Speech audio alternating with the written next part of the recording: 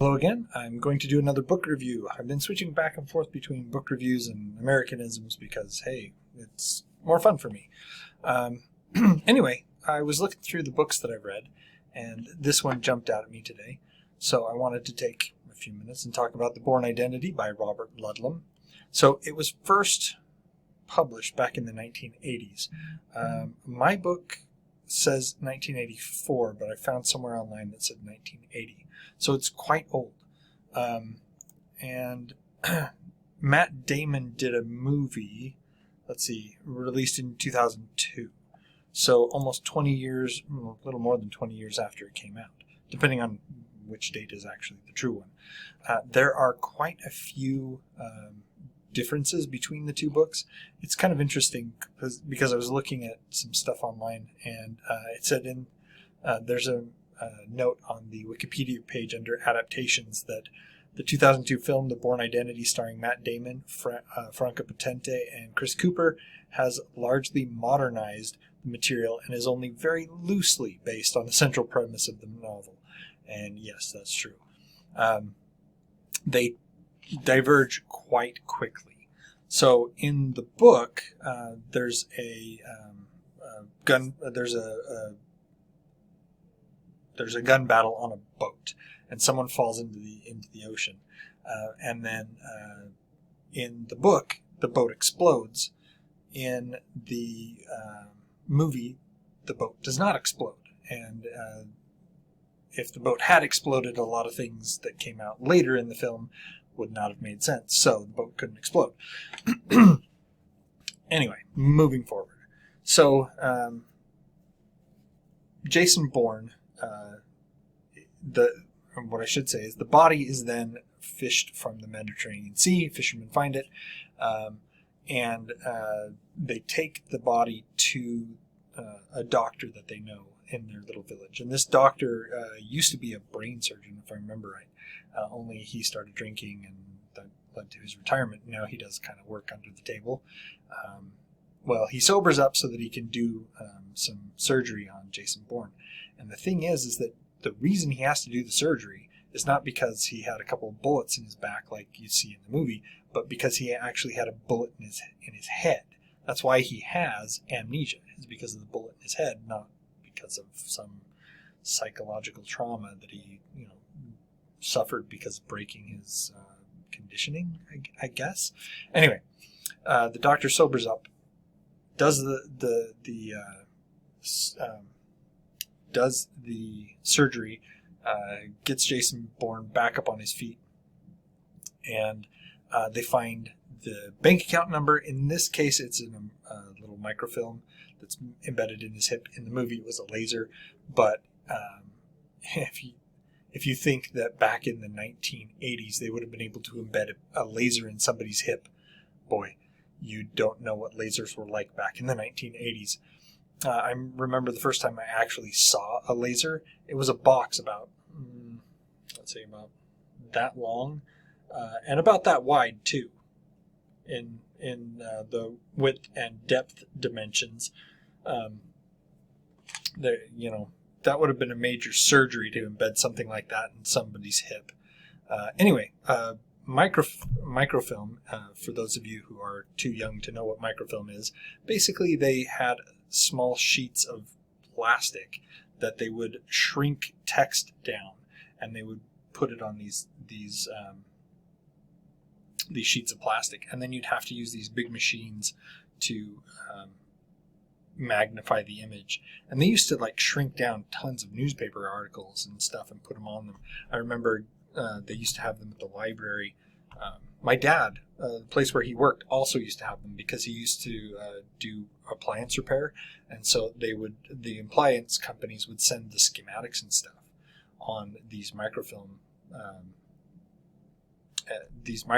and then you'd have the microfilm viewer, so you could look up what was supposed to be wired to what, and to be able to fix stuff. Anyway, yes, I'm old enough to know and have used microfilm. Although that being said, there's still some places.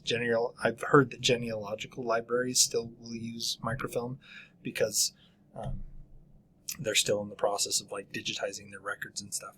Anyway, back to the main point. After he's recuperated, he goes to Zurich because this is a Swiss bank account, obviously, and finds that he has a name, Jason Bourne, and he also has millions of dollars in this bank account. Well, because of what he uncovers there in Switzerland, he decides that he needs to go to Paris. So he wires the money to Paris and goes off. On the way, he stops at a hotel. Nose itch. Sorry about that. And he ends up taking a lady hostage. He gets attacked, and so he grabs this lady. Her name is Marie Saint Jacques. And Franca Potente's character in the Bourne Identity is Maria, but has a German name. Anyway, Maria obviously doesn't want to be with Jason Bourne. I mean, he just kidnapped her. She escapes, reports him to people who she thinks are the police, but are actually the people who were trying to kill him to begin with. And he then is able to overcome these captors, save her life. And at that point, she realizes he's not evil. He's not trying to hurt her. And so she decides to help him. And the thing is that it really takes a left turn from the movie. I mean, obviously, Jason Bourne is trying to, in both cases, he's trying to figure out who he is. He's an amnesiac. But at the same time, the story is quite different. The thing is that back in the late 70s, there was a terrorist called Carlos the Jackal. His actual name was Ilich Ramirez Sanchez, and he was. You can actually look him up. He has his own Wikipedia page. He's 73 years old right now, and is imprisoned. Has been imprisoned since 1994 in France. He was supported by the KGB and the Stasi. He joined the Popular Front for the Liberation of Palestine. He ran some bombings against OPEC. He's the subject of the movie, the novel, The Day of the Jackal, which I think has its own movie. Anyway, this guy did a ton of stuff. Anyway, the whole reason that we have the Bourne Identity, the whole reason we have the novel and who Jason Bourne is because he was is because of Carlos the Jackal. Jason Bourne was sent in to capture / kill Carlos the Jackal. Find out who he is, because nobody knows who this dude is. Nobody's seen his face. Nobody can identify him. He's the most dangerous person in the world, and so they send him in. The problem now becomes that Jason Bourne is not only being hunted by associates of Carlos the Jackal, he's also being hunted by his own associates. He is associated with a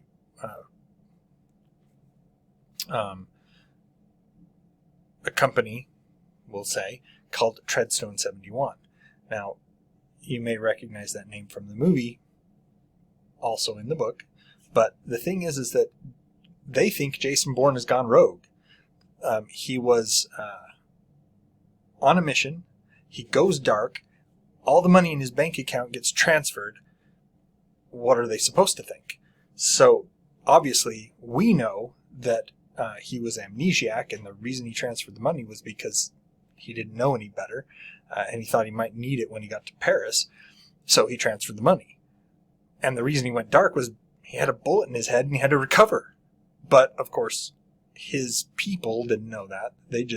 He stopped talking to them. They didn't know where he was. Suddenly the money gets emptied out from his bank account. Obviously, he's gone rogue. So, not only is Carlos the Jackal and his people looking for Jason Bourne, but Jason Bourne's own people have it out for him. Which one do I like better? Now that is the question. Personally, I think I like the movie better.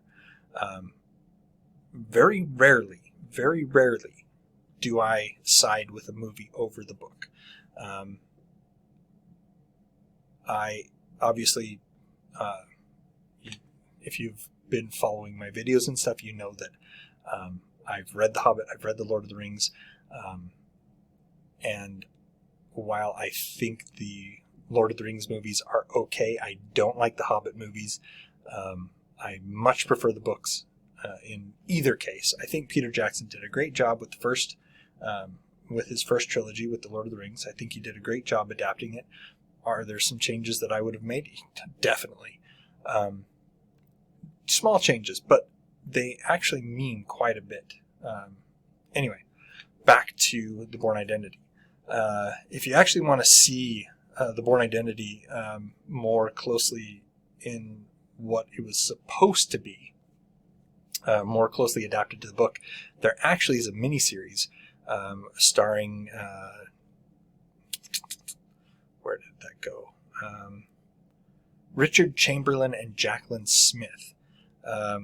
Jacqueline Smith was on Charlie's Angels, the television series back in the 1970s, early 80s. Richard Chamberlain, he did a lot of these mini-series type things back in the day. But that one actually sticks closer to the book. Unfortunately, it's kind of boring. Way more boring than the novel, and definitely less exciting than the Matt Damon inspired Bourne Identity inspired movie. So it's still worth the read, and it has a lot of different, like I said, it's a lot different. Don't go into reading the Bourne Identity thinking that you're going to be reading the movie, because you won't. If you go in with that mentality, you'll be disappointed, which is possibly why I was disappointed. The reason I read the Bourne Identity was because of the movie. I watched the movie, found out that there was a book that it was based on, and thought, I need to read that. This movie was awesome. The book is probably awesome. And then was disappointed. So that being said, I recommend the Bourne Identity, but I highly recommend the movie. They did an excellent job with the movie. That's it for today. As always, like and subscribe, and comment down below. If there's something that you would like me to review, please let me know, and enjoy what you're reading.